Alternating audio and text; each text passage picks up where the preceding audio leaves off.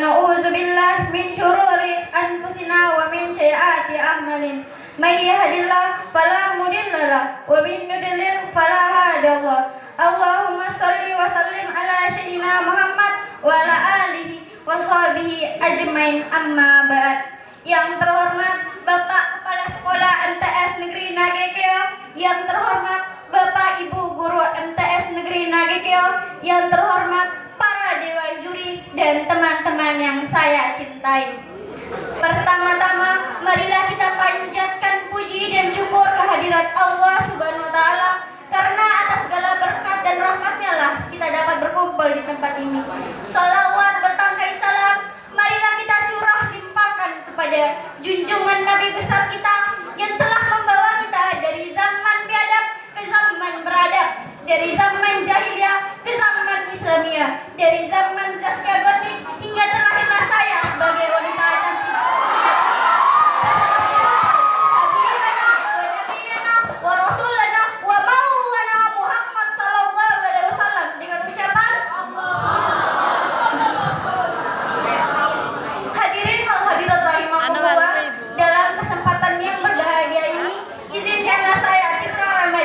Untuk menyampaikan sebuah pidato dengan tema peran pemuda dalam memajukan bangsa di era milenial. Hadirin yang saya hormati, seperti apa sih peranan kita sebagai pemuda? Banyak dari sebagian pemuda tidak menyadari, bahkan mengetahui apa peran mereka. Padahal mereka memiliki peranan yang sangat penting, sehingga hanya mereka lah yang bisa menentukan masa depan dari bangsa. Dunia saat ini sudah move on dari zaman kuno dan memasuki era milenial, di mana era ini disebut sebagai masa di mana teknologi berkembang dengan pesat dan menjadi sebuah gaya hidup baru bagi para generasi di dalamnya. Di era ini, dengan segala kecanggihan teknologi, tingkat persaingan juga semakin tinggi, menuntut kualitas dan kinerja manusia untuk lebih ditingkatkan. Pemuda harus mampu beradaptasi dengan cepat, belajar, dan menjadi lebih baik, serta melakukan navigasi yang tepat dan lincah agar dapat memecahkan setiap masalah. Sehingga saat ini, pemuda merupakan agen perubahan, yang diharap dapat membuat perubahan yang baik ke depannya. Ketika kita membicarakan peran pemuda, sebenarnya sudah menonjol sejak zaman penjajahan. Bagaimana tidak? Karena pada saat itu, pemuda turut mengambil andil dalam kemerdekaan. Pemuda kala itu adalah bertempur melawan penjajah dengan jujur, keringat dan darah. Kekuatan mereka sangat dibutuhkan untuk merebut negara kesatuan Republik Indonesia dari tangan penjajah. Berbicara tentang pemuda, berbicara tentang peran pemuda,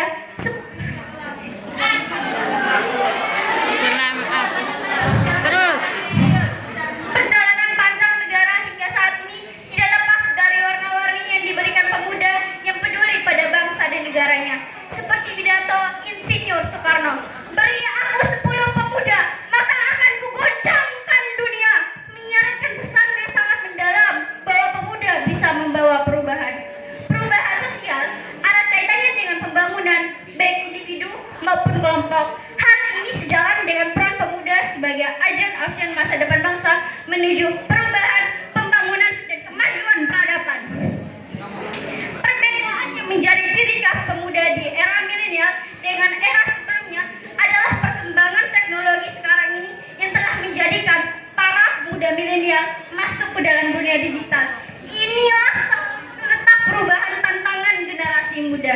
Zaman now adalah sebutan bagi kaum milenial untuk menggambarkan masa kini.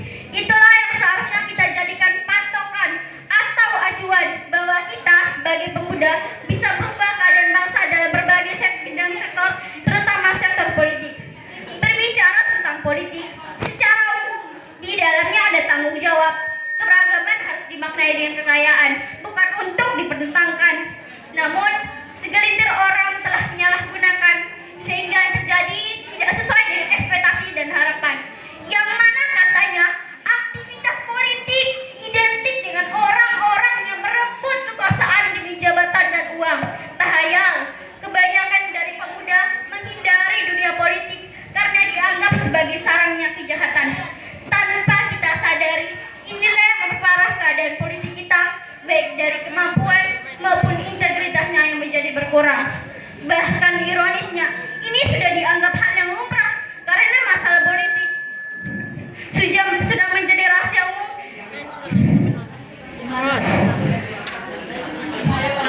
Di mana para pemangku kekuasaan adalah orang-orang yang mementingkan kepentingannya di atas kepentingan rakyat.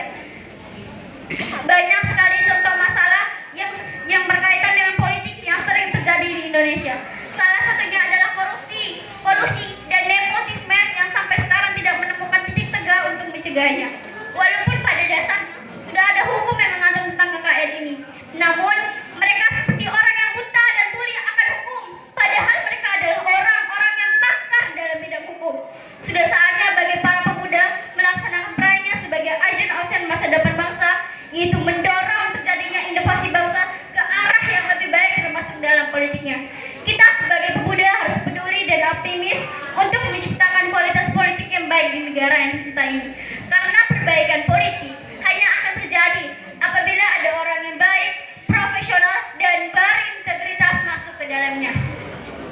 Politik di negara kita sudah lama dipegang oleh oknum-oknum yang tidak bertanggung jawab, yang hanya karena kepentingan dan jabatan semata mereka menghalalkan segala cara. Inilah yang membuat politik kita menjadi kotor. Saya yakin apabila politik digunakan sebagaimana mestinya akan mampu mensejahterakan rakyat, memajukan pembangunan, dan membawa negara Indonesia menjadi negara yang maju. Dari bacaan saya, ada 5 karakteristik pemimpin yang baik sebagai agent of change. Pertama, memiliki visi yang jernih. Sebagai seorang pemimpin, kita harus memiliki target yang jelas sehingga sistem kerja dapat disusun dengan baik dan dengan tahapan yang berkesinambungan.